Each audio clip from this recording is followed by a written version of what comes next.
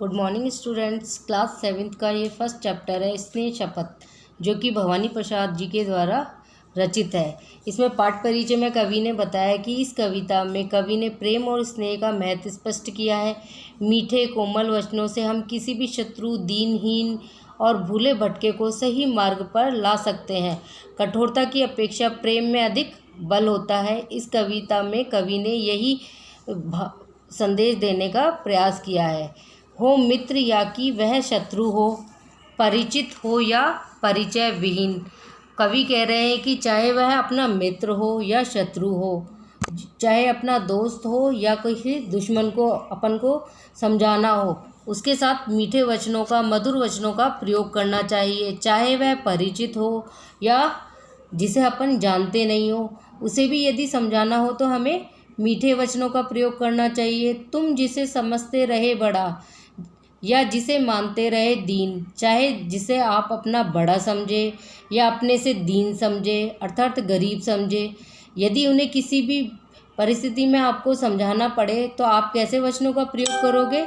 स्नेहपूर्ण वचनों का प्रयोग करोगे।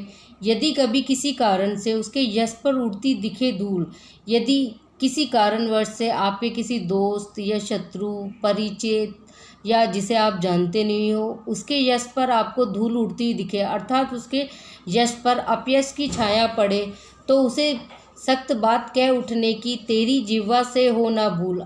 अर्थात आपको उसे समझाना पड़े तो आप कभी भी सख्त अर्थात कड़वी बात ना कहें। अपनी जिह्वा से भूले से भी ऐसी बातों का प्रयोग ना करें। कैसे वचनों का प्रयोग करना है? उसके साथ मीठे वचनों का प्रयोग करना है, क्योंकि मीठे वचनों में, मधुर वचनों में बहुत शक्ति होती है। मत कहो कि वह ऐसा ही था, मत कहो कि इसके 100 गवाह थे, कि उस परिचित या अपरिचित या दोस्त या शत्रु से ऐसा मत कहो कि वह पहले से ही ऐसा था, इसके मैं तुम्हें 100 गवाह बता दूंगा। अर्थात ऐसे कड़वे वचनों का प्रयोग ना करो कि उसका हृदय टूट जाए।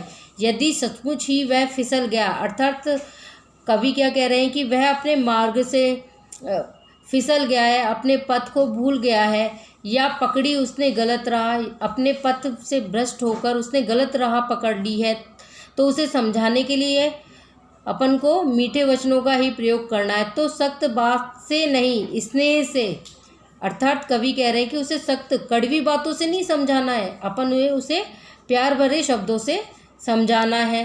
काम जरा लेकर देखो अपने अंतर को स्नेह अरे।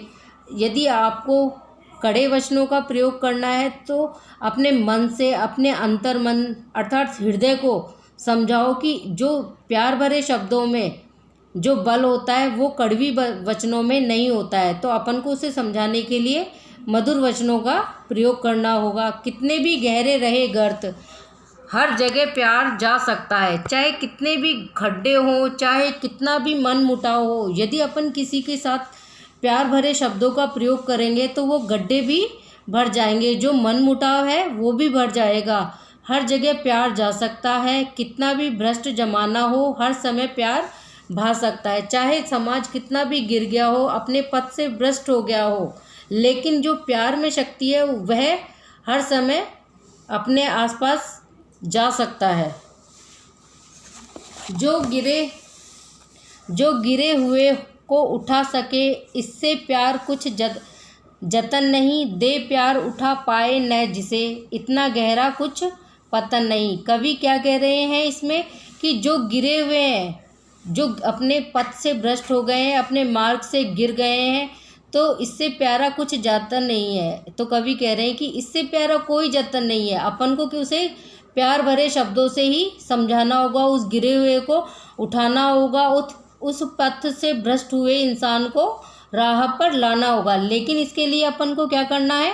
प्यार भरे शब्दों का प्रयोग करना है। दे प्यार उठा पाए ना जिसे, प्यार से यदि किसी को उठा ना पाए तो इतना गहरा कुछ पतन नहीं, तो समझो कि वास्तव में उसका पूर्ण रूप से पतन हो चुका है, यदि वो प्यार की भाषा को नहीं समझता है। देखे से प्यार भरी आंखें दुस्साहस पीले होते हैं। प्यार भरी आंखों से देखने से दुस्साहस, जो अपने साहस की सीमा को पार कर चुका है, वो भी क्या हो जाता है? पीले हो जाते हैं। लाल अर्थात गुस्से का निशान है, पीला अर्थात सोने रूपी ठंडे होने का निशानी है।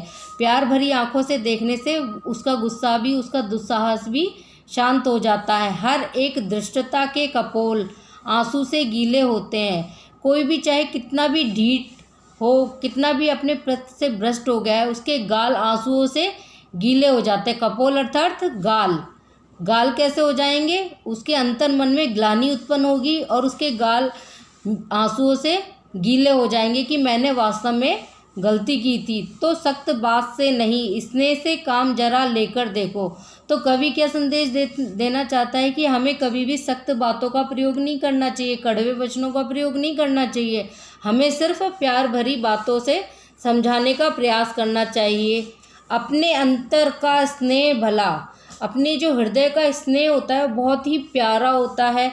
देकर उसको तो तुम देखो और उस हृदय में पल्लवित पुष्पित होने वाले जो प्रेम को, नेह को उस इंसान को देने का प्रयास करो ताकि वह अपने पथ से भ्रष्ट ना हो।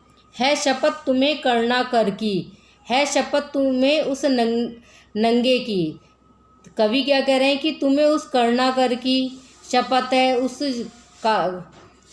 उस नंगे अर्थात उस गरीब की शपथ है जो भीख स्नेह की मांग मांग कर मर गया कि उस भिखमंगे की।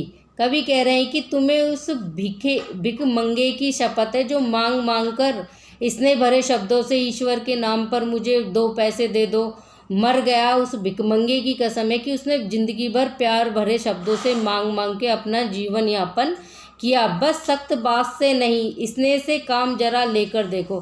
कवि यही समझाना चाह रहे हैं इस कविता के माध्यम से कि आपको समझाना उस भिखमंगे की तरह कि ईश्वर है और प्यार से भीख मांगो, प्यार से किसी को समझाओ, क्योंकि प्यार स्नेह रूपी शब्दों में जो शक्ति होती है वह किसी में नहीं होती। अपने अंतर का नेह उसको तो देकर तुम देखो और अपने हृदय रूपी अर्थात अपने अंतर मन में जो स्नेह है उसको थोड़ा सा देकर देखो। भवानी प्रसाद जी इस कविता के माध्यम से सिर्फ प्यार रूपी शक्ति को आप लोगों तक पहुंचाने का प्रयास कर रहे हैं कि हमें कभी भी अपनी किसी के साथ कड़वे वचनों का प्रयोग नहीं करना चाहिए, चाहे वह अपना मित्र हो या शत्रु हो, परिचित हो या अपरिचित हो। हमें हमेशा उसे अपने मार्ग से पथ भ्रष्ट भी होता है तो अपने मार्ग पर लाने के लिए मधुर वचनों का प्रयोग करना चाहिए।